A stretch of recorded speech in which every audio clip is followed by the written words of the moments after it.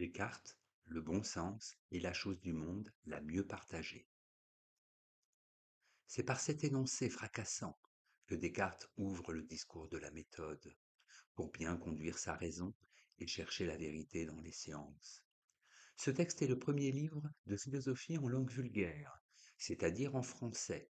Écrire en français, un ouvrage de philosophie et de science, que même les femmes pourraient comprendre, manifeste d'une volonté de démocratisation du savoir.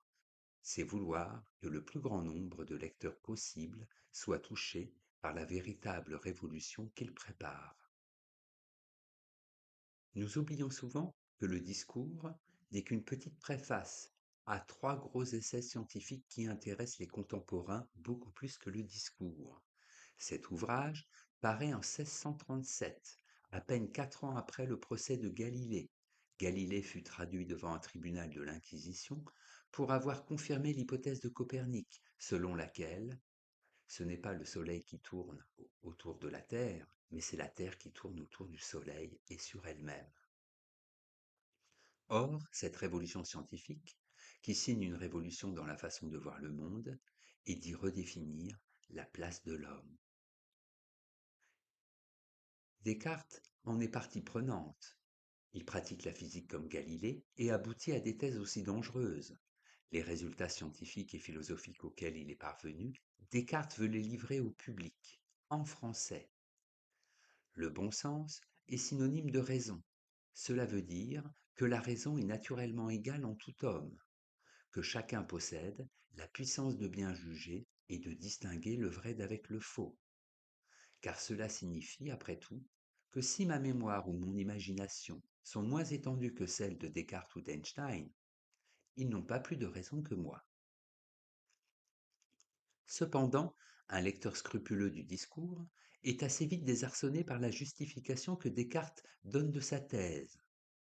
La preuve que la raison est égale en tout homme, c'est que si l'on désire être plus riche ou avoir plus de mémoire, personne ne désire avoir plus de raison. C'est notre orgueil qui fournit la preuve. En fait, ce qui intéresse Descartes, ce n'est pas cette égalité de la raison. Ce thème est déjà à l'époque un lieu commun. Ce n'est pas avec cette thèse que commence le cartésianisme, mais avec le problème suivant.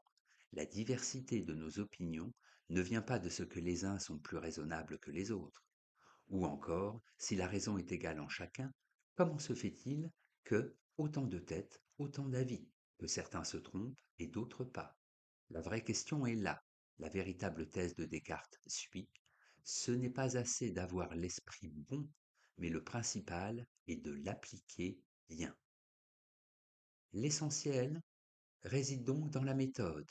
Méthode est un mot qui vient du grec et qui signifie à l'origine chemin. C'est la voie qu'on emprunte pour mener sa pensée, pour ne pas s'égarer.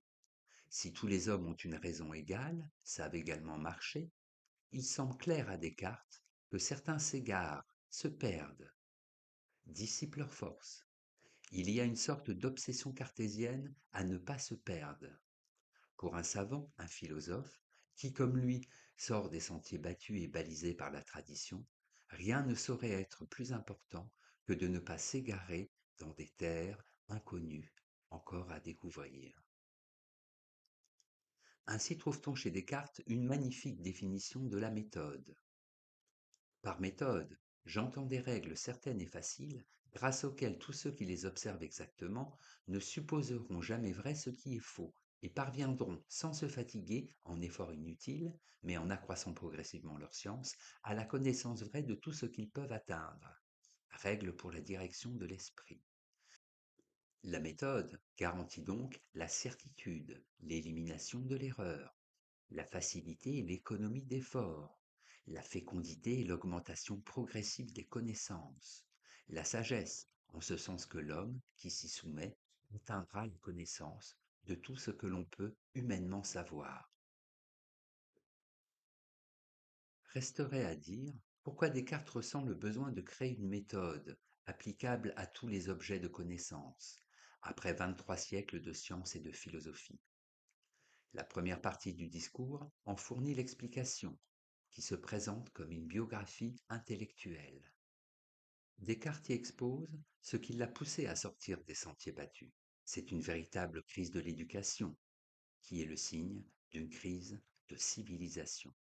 Bon élève dans un excellent collège, Descartes découvre avec consternation que tout ce qu'on lui propose, quelle que soit son utilité et sa richesse, n'est bâti que sur du sable et de la boue. Le doute s'immisce dans son esprit, alors qu'il a été éduqué par les meilleurs maîtres. Sa recherche d'une certitude échoue. Il cherchait, et l'éducation lui promettait, la connaissance claire et assurée de tout ce qui est utile à la vie. Mais il se trouve embarrassé de tant de doutes et d'erreurs, qu'il me semblait n'avoir fait aucun profit en tâchant de m'instruire, sinon que j'avais découvert de plus en plus mon ignorance.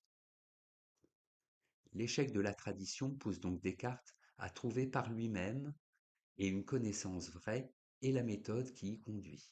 Ce faisant, Descartes réduit à néant les autorités traditionnelles, ce système de pensée qu'on nomme la scolastique et qui est l'héritage d'Aristote repensé par le christianisme. Le cartésianisme récuse donc une autorité fondée sur le respect de la tradition pour y substituer les droits de la raison. En ce sens, Descartes est le père fondateur de la pensée moderne.